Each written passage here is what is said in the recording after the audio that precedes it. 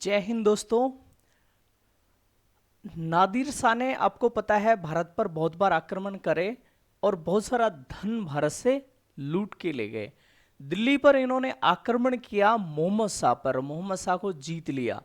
ये बहुत सारे और चीजों के साथ में इनकी सेनापति की सूचना के द्वारा, नादिर शाह के सेनापति की सूचना द्वारा क्या सूचना थी कि आप साफा एक्सचेंज करो, इनके साफे में एक बेशकीमती हीरा छुपा है। तो नादिर शाह प्रस्ताव रखते हैं वार कस्टम्स के अनुसार कि हम साफा टर्बन एक्सचेंज करेंगे। तो ये दोनों बैठ जाते हैं साफा एक्सचेंज करने के लिए। एक तरफ मोहम्मद शाह होते हैं और एक तरफ नादिर शाह होते हैं। मोहम्मद शाह अपना साफा एक्सचेंज करने के लिए जैसे ही उतारते हैं, उसमें से एक हीरा गिरता है, और जैसे ही हीरा गिरता है वहां पर रोशनी छा जाती है। क्या छा जाती है? चारों तरफ रोशनी छा जाती है दोस्तों। और वो रोशनी को देखकर नादिर शाह बोलता है कि रोशनी का पहाड़, पहाड़ का मतलब पर्शियन भाषा में होता है कोही, और नूर का मतलब होता है रोशनी। रोशनी का पहाड़ बोलता है, मतलब सबसे पहली बार उसको इतनी ज्यादा रोशनी देखकर वो बोलता है कि ये तो रोशनी का पहाड़ है। इसलिए इसका नाम कोहिनूर, इस डायमंड का नाम पड़ जाता है कोहिनूर। तो आओ देखते हैं अपन नेक्स्ट वीडियो, इस वीडियो में अपन कोहिनूर के बारे में। सबसे पहले इंडिया में ये गोदावरी, कृष्णा गोदावरी का क्षेत्र था। यहाँ पर गोलकोंडा में आज भी इसकी हीरे की खानें हैं। तो इस क्षेत्र में सबसे ज्यादा हीरे पाए जाते थे। तो यहाँ पर एक बहुत बड़ा हीरा पाया गया, और वो हीरा था 706 कैरेट का। सोचो, 706 कैरेट का, विशाल का है। अगर आदमी ऐसे हाथ से उठाए तो ऐसे बिल्कुल अपने एक तसले जितनी साइज का होगा। 706 कैरेट का था ये मिला रिवर बेड से। ऐसे ये पत्थरों की साइज देख रहे हैं, इसी में से निकला। जैसे चट्टान में से निकला, बारिश के साथ में वो स्लाइड करते करते वो हो गया और वो साफ हो जाता है। साफ होने के बाद में ये बह के इनमें आ जाता है, और जैसे किसी को मिल गया, किसी ने उठा लिया, अपने घर ले जाकर रख लिया, उसको साफ और किया, बेहतर किया, तो फिर देखा कि ये तो बहुत बेशकीमती चीज है। फिर वो वहां के आसपास का कोई सेनापति ले लिया, फिर और ले लिया। तो ऐसे राजा के पास जाते जाते तो ये राजा के पास चला गया। और राजा कहाँ का? ये मध्य प्रदेश के आसपास वाला क्षेत्र है। यहाँ के राजा के पास में ये हीरा चला जाता है। और 1306 का टेक्स्ट, कोई हिंदू टेक्स्ट जो 1306 में मिला था, इस हिंदू टेक्स्ट में इस हीरे का जिक्र था कि ये नदी से मिला था, कृष्णा गोदावरी नदी से यहाँ इस क्षेत्र में मिला था, और ये कोई बेशकीमती हीरा है। इस टेक्स्ट के बारे में यहाँ पर सूचना मिली थी 1306 वाले टेक्स्ट में।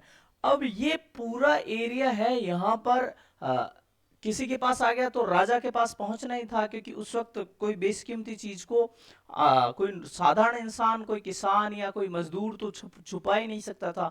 तो उसने अपने किसी और नोविंग को दे दिया जो सुपीरियर था, वो राजा तक पहुंच गया। अब क्या है, 1500 के आसपास बाबर आते हैं। कौन आते हैं? बाबर आते हैं। बाबर, अब ये बाबर क्या करते हैं कि इन्वेड करते हैं भारत में, और ये दिल्ली पर आक्रमण कर लेते हैं। अब तक ये एरिया कहाँ था? ये डायमंड है कोहिनूर कहाँ था? इस एरिया में था। लेकिन बाबर आ गया और बाबर ने इधर के सारे क्षेत्र पर कब्जा कर लिया, दिल्ली पर कब्जा कर लिया। उसके बाद में और पूरा आसपास के क्षेत्र में, इधर भी ईस्ट में मगध में कर लिया, तो यहाँ पर भी कर लिया। तो इस युद्ध के दौरान इसको, बाबर को, ये हीरा मिल जाता है। इस तरह ये हीरा चला जाता है कहां पर? बाबर के पास में। और जो 1306 का हिंदू टेक्स्ट मिला था, उस टेक्स्ट में लिखा था कि ये हीरा जिसके पास होगा वो दुनिया पर राज करेगा, नंबर एक। और ये हीरा जिसके पास होगा वो दुनिया का सबसे दुर्भाग्यशाली आदमी होगा। मतलब कर्ष्ण हीरा है ये। जिसके पास में रहेगा उसकी बुरी आएगी बाद में जाकर। और आगे धीरे धीरे सीक्वेंस अपन देखेंगे कि हर किसी शासक के साथ में यही होता है जब ये देते हैं। बाबर ने अपने आगे आने वाली पीढ़ियों में दिया। तो सांझा जो है ये, इसका बाबर का वर्णन भी मिलता है, बाबरनामा में इस बात का वर्णन भी मिलता है कि ये हीरा मिला था। तो सांझा ने इनके एंसेस्टरों में से, इनके सक्सेसर में से जो शासक थे इसके बाद वाले, उन्होंने, सांझा ने कहां पर जड़वाया है इसको? इसकी आंख में। किसकी आंख में जड़वाया था? मयूर सिंहासन की आंख में। और ये मयूर सिंहासन मतलब बहुत गजब का सिंहासन था, 7 साल में बना था ये। रूबी मुस्लिम शासक जो है इनकी पसंद थी क्या? रूबी। रूबी और क्या? ये इनकी पसंद थी। लेकिन ये रूबी के पसंदीदा होते हुए भी इन्होंने क्या किया? इसको, कोहिनूर को यहां पर इसकी आंख में लगवाया। मयूर सिंहासन की आंख में कोहिनूर को लगवाया। इतना ज्यादा ये अच्छा डायमंड था, इतना बेशकीमती डायमंड था कि इसको अपनी मयूर सिंहासन की आंख में लगवाया। आप किसी भी एग्जाम की प्रिपरेशन कर रहे हैं इंडिया में, तो आप हमारे चैनल को सब्सक्राइब कर सकते हैं और इससे रिलेटेड कोर्स प्राप्त कर सकते हैं। कोर्स में आपको टेस्ट सीरीज भी मिल सकती है, आपको टेक्स्ट चाहिए, वीडियो सॉल्यूशन चाहिए, सारी चीजें आपको प्रॉपर तरीके से सिस्टमेटिक अच्छे टीचरों द्वारा मिलेगा। तो आप किसी भी एग्जाम की प्रिपरेशन कर रहे हैं इंडिया में, तो आप इसको हमारे चैनल को सब्सक्राइब करिए और आपकी प्रिपरेशन को धार दीजिए दोस्तों। इसका लिंक आपको डिस्क्रिप्शन बॉक्स में मिल जाएगा। तो मुस्लिम क्या पसंद करते थे? रूबी को पसंद करते थे। लेकिन इन्होंने भी अपने सिंहासन के आंख में किसको, यहां पर मयूर सिंहासन की आंख थी, इसमें क्या था? किसको लिया? इसको। और इसके बारे में कहा जाता है कि ये सिंहासन इतना गजब का बनाया था कि ये ताजमहल से 4 गुना, ताजमहल से 4 गुना ज्यादा कॉस्टली था। मतलब ताजमहल में जितनी कॉस्ट लगी उससे 4 गुना ज्यादा कीमती था जो मयूर सिंहासन बना था दोस्तों। ठीक है, अब हर किसी के साथ में राज तो करते हैं। मुगलों ने भारत पर राज किया, मुगलों ने भारत पर राज किया, लेकिन क्या है, इनके साथ में भी ट्रेजेडी होती है। क्या ट्रेजेडी होती है? कि पर्शिया से नादिर शाह, जब मोहम्मद शाह इस मुगल शासक थे, तब पर्शिया से नादिर शाह ने कई बार आक्रमण किया और उसने इनको हरा दिया। जैसा अपन ने शुरू में बात किया था कि ये पूरा इसको हरा देते हैं और बताते हैं कि 700 हाथी, 4000 घोड़े और इतने सारे लगेज के साथ में सारा जो सोना, हीरे, जवाहरात, जितना भी धन था यहाँ पर, सब चीजों को लद के और ये ले गया नादिर शाह। कहाँ ले गया? पर्शिया ले गया।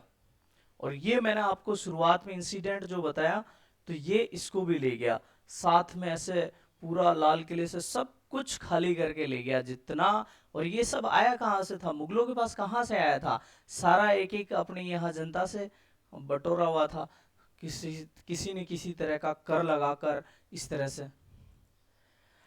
जैसा मैंने आपको वीडियो के शुरू में ही बताया था कि इस हीरे के साथ में कर्ज छुपा हुआ था। मतलब जो भी इस हीरे को ले रहा था वो दुनिया का राज तो कर रहा था दुनिया पर, लेकिन उसके साथ में क्या हो रहा था? वो अभिशापित भी हो रहा था, उसका दुर्भाग्यशाली भी आदमी वो था। तो ये हीरा क्या करता है? नादिर शाह की सेना में से ही एक आदमी, नादिर शाह का शासन का समय तो चल लिया, बहुत दुनिया पे राज करने वाला समय चल लिया, लेकिन दुर्भाग्य का टाइम आया कि उसकी सेना में से ही एक आदमी ने उनको मौत के घाट उतार दिया।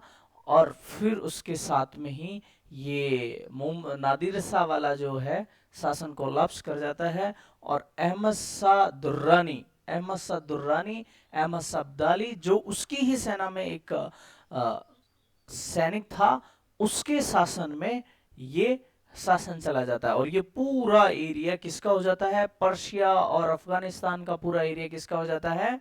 अहमद शाह दुर्रानी का। अब अहमद शाह दुर्रानी जो है, इसको अहमद शाह अब्दाली भी बोलते थे। अहमद शाह दुर्रानी को अहमद शाह अब्दाली भी बोलते हैं। ये इसके शासन में आ जाता है। अब इसकी भी 3-4 पीढ़ियां चलती हैं शासन में प्रॉपर तरीके से। उनमें से ही इसके पोते की बड़े पोते की वाइफ ने बोला था कि इसके सेंटर में, आदमी के सेंटर में खड़े हो जाओ और अपने राज्य में से सबसे ताकतवर इंसान जो सबसे दूर पत्थर फेंक सके उसको लाओ।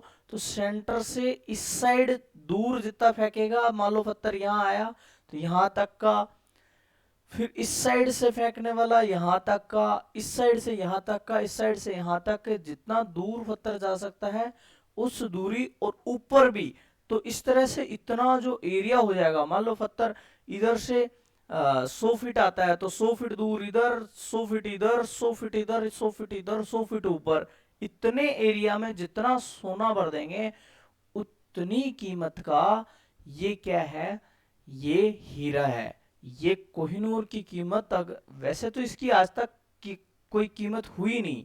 कोहिनूर की आज तक किसी ने कीमत लगाई नहीं, ना वो हुआ। ये तो एक राज्य से दूसरे राज्य में ट्रांसफर ही हुआ है, शर्तों के, राज्य के हार जीत के आधार पर ये ट्रांसफर ही हुआ है। लेकिन उसने बताया कि इसकी कीमत इतने सोने के बराबर में है। तो यहाँ पर फिर इसके साथ में भी गलत व्यवहार किया जाता है कि भाई इसके जो आपस में कबीले में झगड़ा हो जाता है, आंखें नोच कर निकाल ली जाती हैं, दुर्भाग्य शुरू हो जाता है अहमद शाह अब्दाली का भी। फिर उसके पोते का जो है दुर्रानी, वो भागकर जान बचाकर लाहौर आ जाता है। और लाहौर उस वक्त किसके शासन में था? अपने शेर पंजाब राजा महाराजा रणजीत सिंह के शासन में था। और महाराजा रणजीत सिंह उस वक्त बहुत कम उम्र के थे। तो ये आ जाता है। और ये प्रतीकात्मक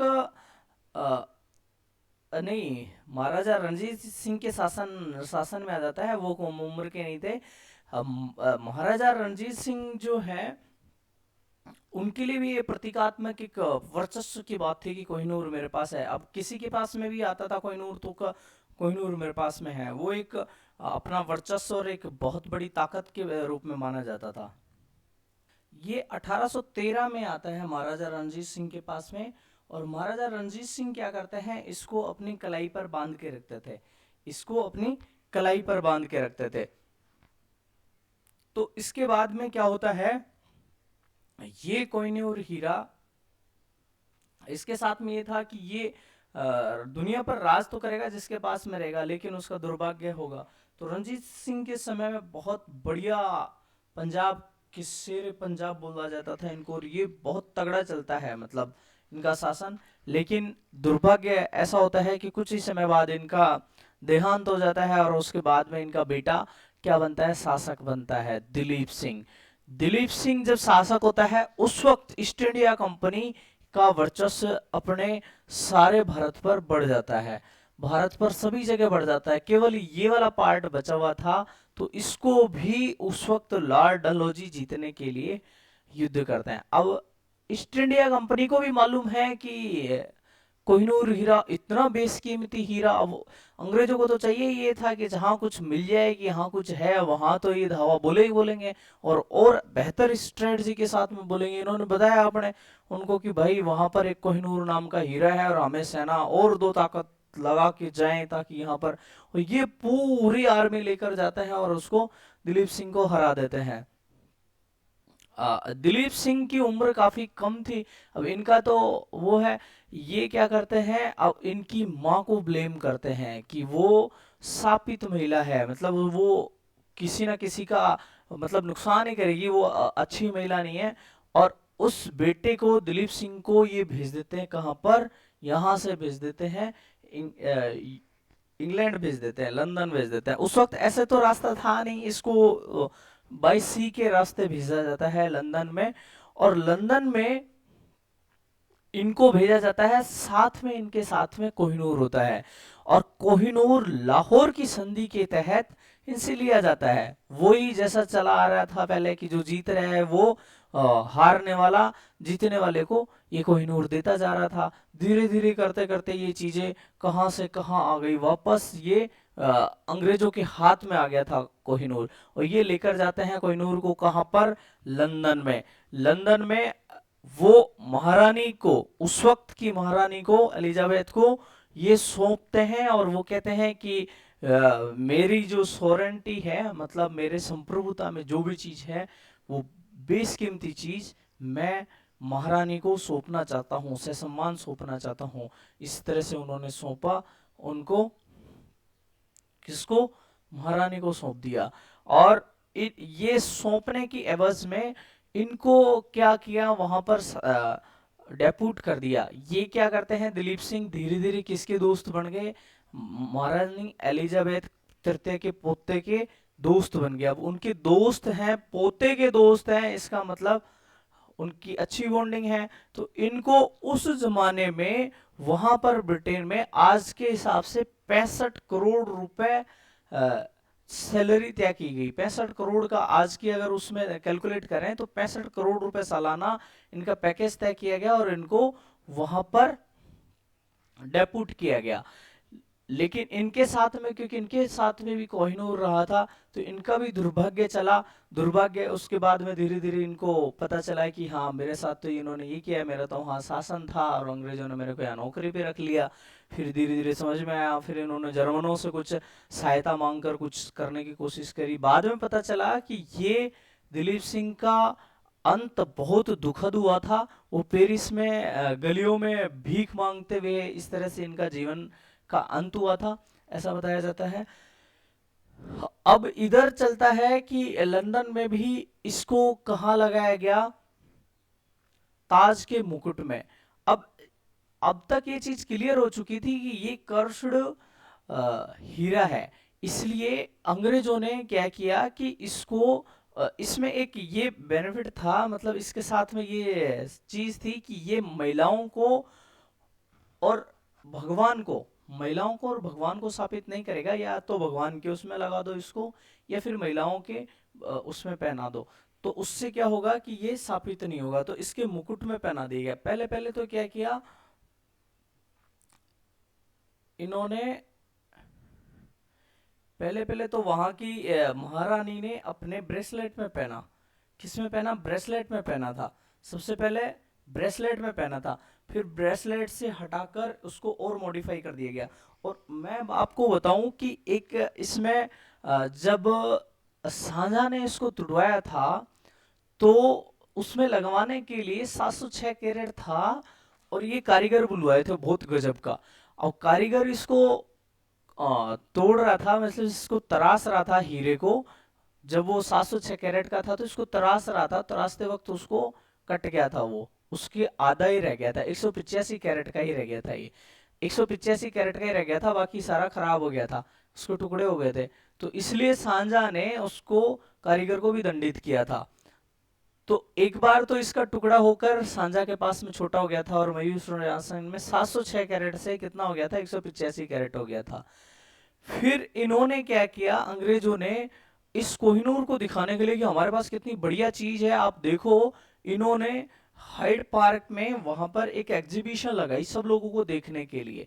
अब हीरा है तो हीरे के पास खुद की रोशनी, सूर्य तो है नहीं कि खुद की रोशनी आएगी, उसमें साइड से रोशनी आएगी तभी ही वो दिखेगा। उसको अंदर आप म्यूजियम के अंदर रख दो और वो साइड से रोशनी आए नहीं तो वो कैसे चमकेगा, वो हीरा चमक ही नहीं सकता। तो वो चमका नहीं। अब चमका नहीं तो उनको, अंग्रेजों को लगा कि लोग तो ध्यान ही नहीं दे रहे, लोग आकर वहां कह रहे हैं अरे यार ये कोहिनूर है, ऐसे बता रहे हैं कि ऐसे बहुत तगड़ा हीरा है, हमने आज तक नहीं देखा यार, ये तो छोटा सा एक पत्थर सा रखा हुआ है, इसका क्या मतलब है। लोगों ने उसको मतलब प्रशंसा ही नहीं करी।